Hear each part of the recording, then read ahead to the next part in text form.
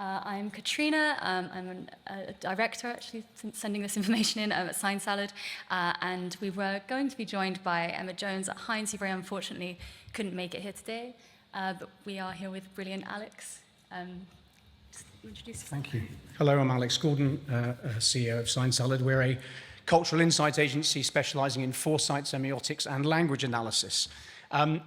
We've got a fantastic story to tell you today about how we helped Heinz understand Britishness for their soups, sauces, and beans. It suffice to say that branding is all about storytelling.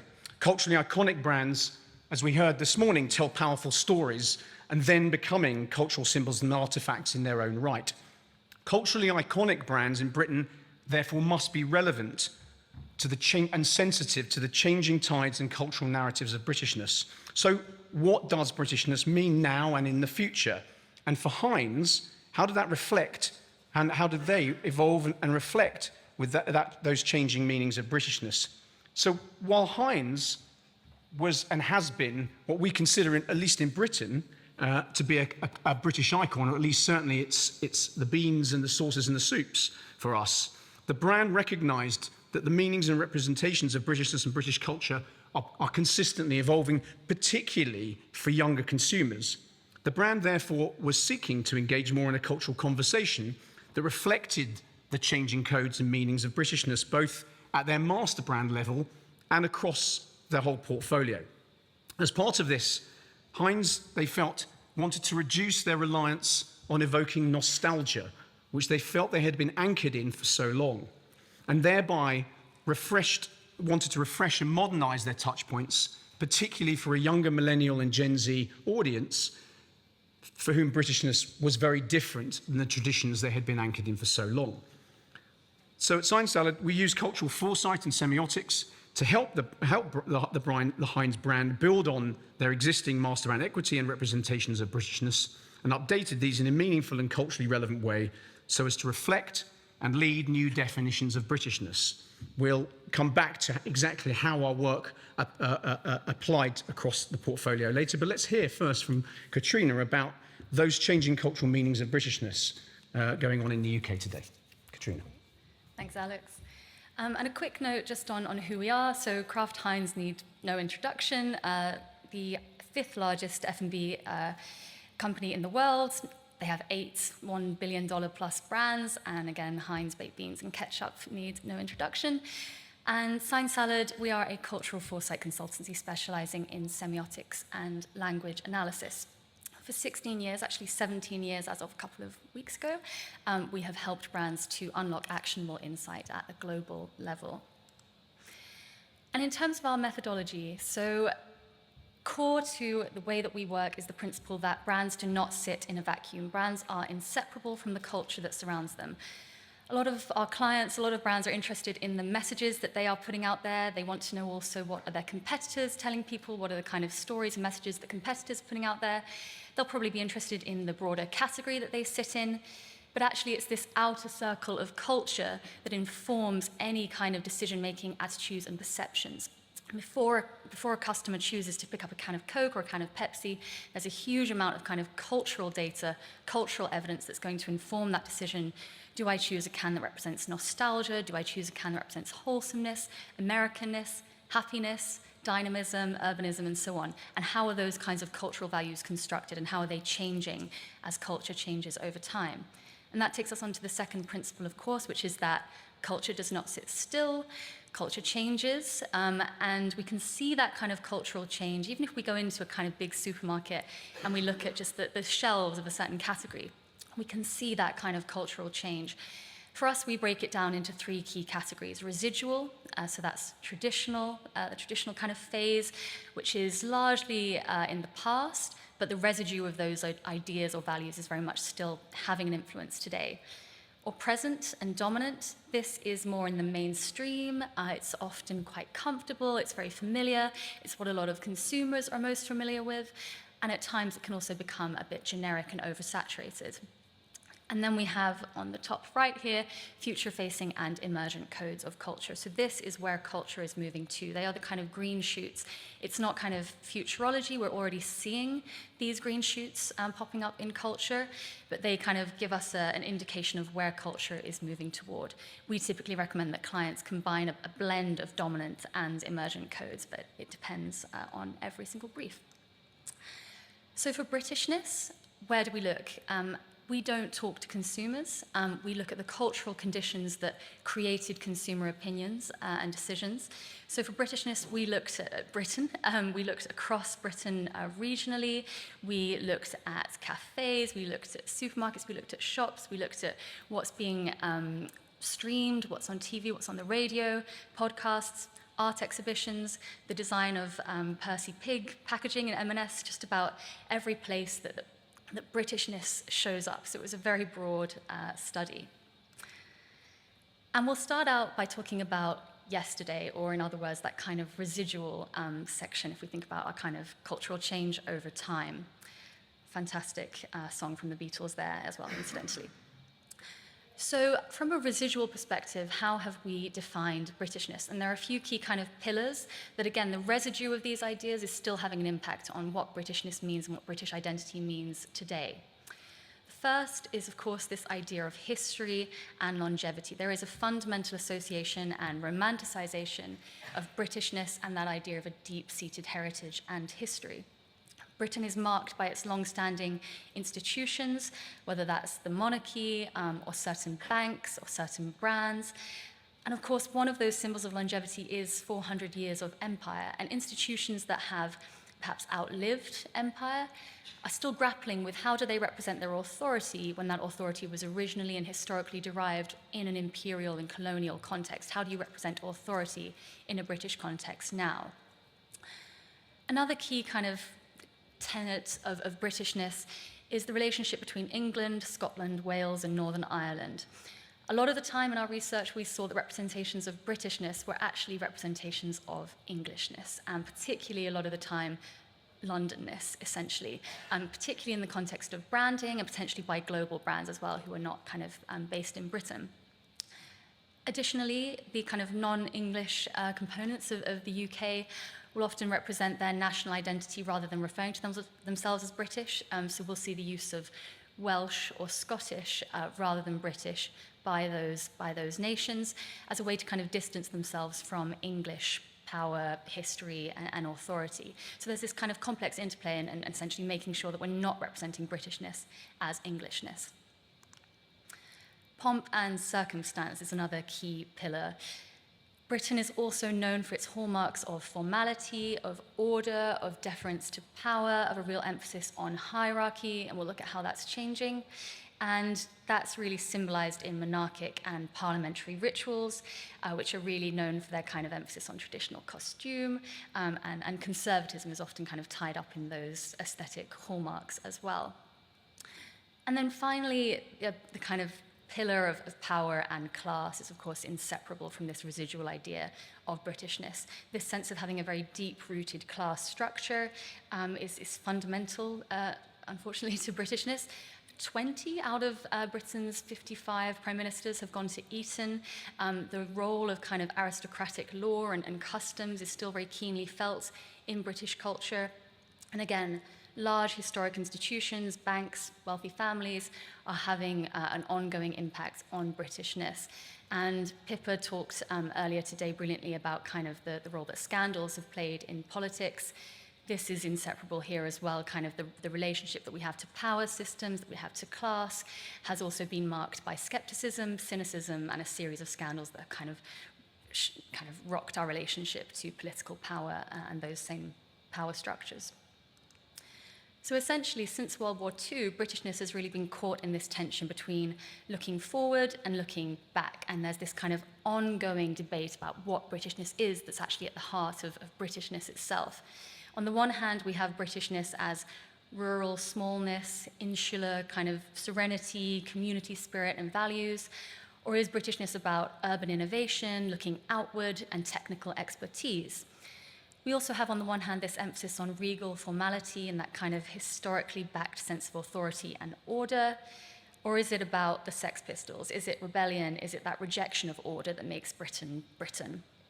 And then we have, of course, restrictive notions around kind of so-called real Britishness versus this idea of thriving multiculturalism that is actually the kind of backbone of what makes Britain Britain. And it's that kind of debate that is the perfect place for us to kind of jump off and start talking about dominant to emergent codes of Britishness. So Britishness today and tomorrow, or Britishness dominant and emergent. What we found when we were working with Hines was that there were three key overarching shifts in the meaning of Britishness, and worth saying these were really focused on the relationship between families and food in the context of British culture. The first is a shift from Britishness as homogenous exclusivity, a real focus on conservative attitudes being kind of at the heart of Britishness, tradition being the ultimate expression of Britishness, and also proximity to white British culture being the most British culture.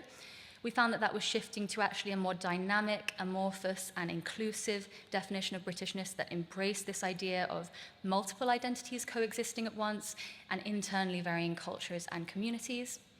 The second shift we found was from rosy optimism, a kind of polite, kind of keep calm and carry on restraint as the kind of symbol of Britishness, to actually Britishness being tied up in this idea of determined action. So having difficult conversations about power, having difficult conversations that confront class hierarchies, and really kind of engaging in activism as being part of Britishness.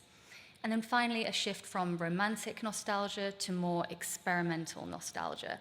So in the dominant space, rural, pre-modern, peaceful kind of motifs around Britishness were giving way to actually a more creative look at nostalgia and forward-looking experimentation. So we're just going to focus on some of the cultural codes that ladder up to those big three shifts. You can see here all the codes we uncovered in relation to Britishness. We're just going to kind of cherry pick a few for today. The first is this shift in the prioritization of kind of English heritage in the context of Britishness to multicultural equity. So what we could see in the dominant space was this idea of English authority, particularly white English authority, coming through, particularly in food culture. There was this idea that traditional kind of white British dishes were the ultimate in British cuisine, and that everything else was kind of a subset. We saw that that was very much changing emergently, that there was this real emphasis on cross-cultural celebration, coexisting at an even kind of horizontal level within Britishness. For instance, this community in Bristol for the Jubilee, it was the Baptist Church and the mosque came together to put on this event that celebrated the diversity of the region, and that was expressed through the food and the dishes that were served, and this celebration of kind of multiple communities all existing under that umbrella of Britishness, or even just giving more recognition to the influence of black culture in football culture, for example. This place where actually it's about evenness and equity for all. We also saw that in the dominant space, particularly in branding and on all levels, there was this unspoken privilege that was happening in terms of representations of British culture, particularly in relation to class, a kind of idea of sort of upper class norms being the ultimate in Britishness, but also overlooking kind of more street level stories. So, for instance, some might know the de Beauvoir Deli in northeast London. They have a fantastic print that has it's beautiful kind of illustration of local restaurants, local retailers, but it completely excludes corner shops. It completely excludes kind of fast food. It's a certain type of British culture that's represented on this very kind of beautiful print that's sold there. What we see in the emergent space, however, is more of a kind of shift away from this implicit class advantage, more of an emphasis on humble kind of heroes from all backgrounds, all classes, even the M&S Romford kind of TikTok stars who some of you might have seen, this idea that we're championing people from all walks of life, all backgrounds in Britain, rather than kind of having, again, this sort of hierarchy with upper class norms at the very top. In terms of representation as well, we saw that Britishness was going beyond just token representation to actually self-told stories and lived experience. So in the dominant space, there was this fairly kind of symbolic lip service to diversity that wasn't really kind of through and through necessarily. We had Ruby Tando kind of speaking about how actually the Great British Bake Off there's this implicit kind of whiteness that's celebrated within the show. Some of us might remember, the judge's response to when food is too spicy, for instance, or this kind of othering of dishes that are less familiar to them. What we saw in the emergent space was much more of an emphasis on self-told stories. So not just kind of brands representing marginalized communities, but actually bringing them on board to tell their own stories, to kind of share their own narratives in their own words, and really embracing intersectionality as well, kind of specific nuances of identity, rather than implying that kind of one group wants the same thing and is internally consistent. In terms of the second shift, we'll just talk through a few key codes here. So from rosy optimism to determined action, we see that Britishness is actually emergently adopting more dedicated cross-category action. So in the dominant space, there's this idea of having a stiff upper lip and just keeping calm and carrying on and not kind of grappling with things that are maybe a little bit thorny or difficult. What we saw in the emergent space was this actual idea that kind of to be British is to get involved. To be British is to use your voice for a cause, to an effect. It's Stormzy kind of saying, we're not satisfied by the Grenfell inquiry, Marcus Rashford getting involved in food poverty. Fundamentally, being British is about kind of using the tools you have available to you to make an impact for the better. We also saw that Britishness was moving away in that kind of context of politeness. We could see that it was moving more towards a safe space for formerly taboo or stigmatized subjects. So in the dominant space, there's this idea that we talk about the weather and we only kind of talk about polite conversation in polite society, and that some topics are maybe kind of off the table. We use a lot of euphemistic language around things that are difficult to discuss, like in relation to mental health, for instance.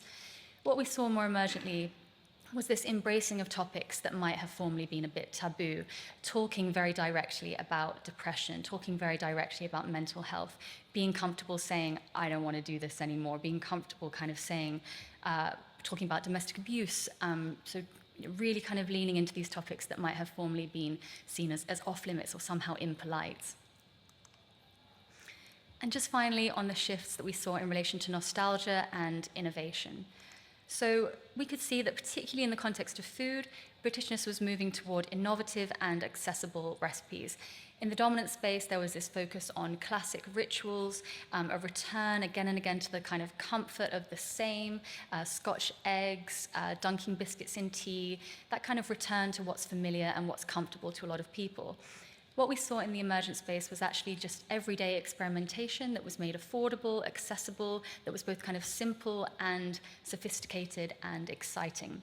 We saw a lot of cookbooks that were kind of championing the fact that this is about food you'll actually cook, not just kind of some kind of distant, ambitious idea of what you might be able to put together.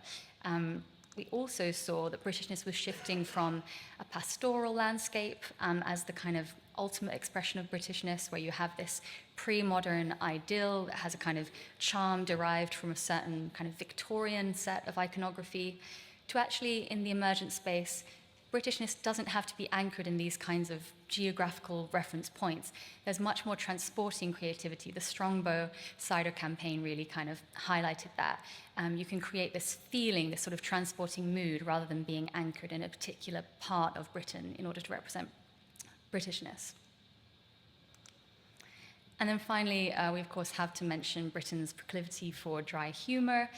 We could see that in the dominant space, there was this self-deprecating kind of silliness, a bit of sort of laugh out loud, kind of proclivity for self-embarrassment in a way which remains relevant in the emergent space.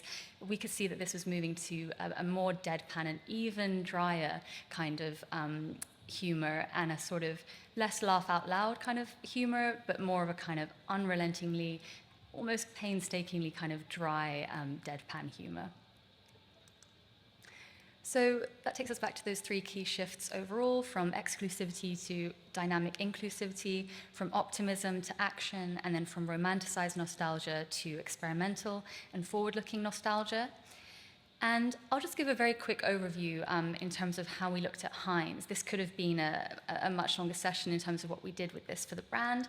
But essentially, we looked at how far Heinz was aligning with those dominant and emergent cultural codes of Britishness. in terms of the master brand, and then in terms of pack and comms across beans, soups, ketchup.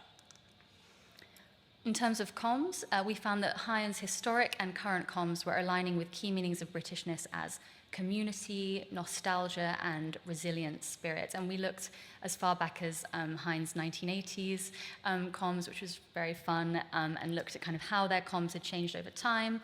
And we found, key codes in terms of resourceful know-how, this idea of kind of make, do, and mend in a British context, warmth for hard workers, really championing workers in a British context, championing the humble, nostalgic togetherness, bold authority, and polite wit. So we just kind of pulled out some of the key codes that Heinz was leveraging to communicate Britishness. And crucially, we identified some key tensions of Britishness in the Heinz brand. So on the one hand, we could see that Heinz was a fantastical and imaginative escape from the everyday, leaning into this idea of sort of transporting mystical sense of wonder. But actually, on the other hand, there was this representation of Heinz as ongoing consistency and predictability and the comfort of sameness. We also found that, on the one hand, Heinz was championing the underdog, was championing the humble, that there was this idea that Heinz is one of us. But we also saw that Heinz was represented at times as this bold, unknowable kind of authority language, like you know what beans means, this kind of, we'll tell you exactly how it is in this very didactic way.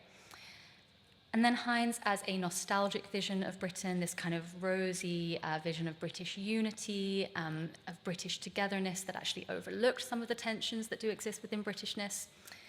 And on the other hand, we found that Heinz Britishness was at other times represented as exclusively for some, particularly when it came to their representation of their spiced beans range, which at times was quite othering.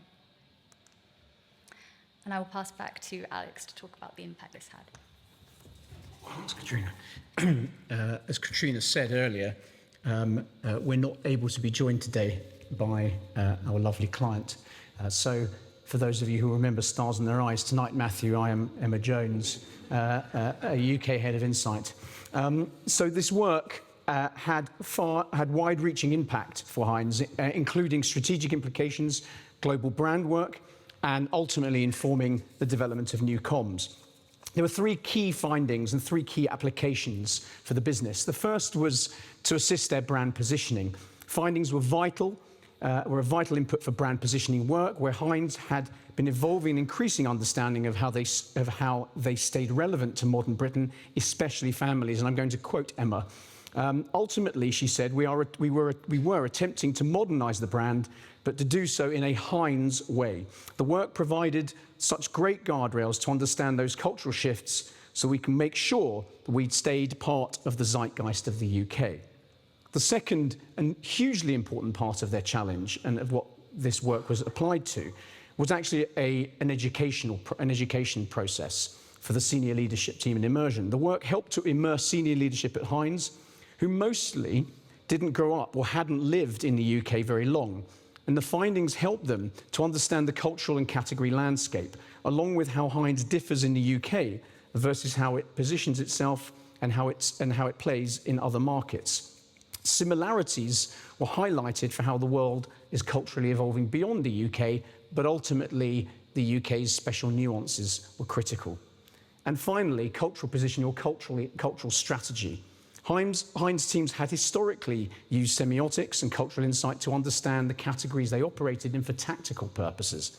But this work helped teams to think about the bigger picture of Britain at a strategic level, both for the master brand and for each of their sauce, beans, and soup divisions, and ultimately to better understand the role of the brand within the UK as a cultural icon, and to make decisions about going forward for comms and tactics for the brand and each of those divisions moving forward. Thanks very much for giving us your time today.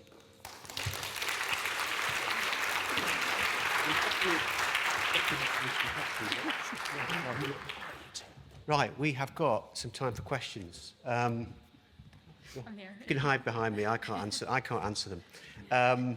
So I thought, for me, you could obviously for ITV, you could probably swap the word Heinz, stick ITV with constantly thinking about those exact sort of things, the same sort of brand, same sort of history. So I found it fascinating. I wondered, I'm going to open up to the room first. I've got one absolute killer question on here. So I might leave that unless anybody's got... Has anybody got a question in the room? Everyone wants to hear the killer question. OK, fair enough. It might not be, it is. If Britishness means so many different things, does it really mean anything at all? Yeah, it is a killer question, isn't it? It is. It's actually, is it too difficult to answer? I think that it almost means more because it means so many things simultaneously, that actually that's why Britishness is so... We should celebrate the fact that Britishness is so amorphous, that it means so many different things at the same time without one definition sort of triumphing over another.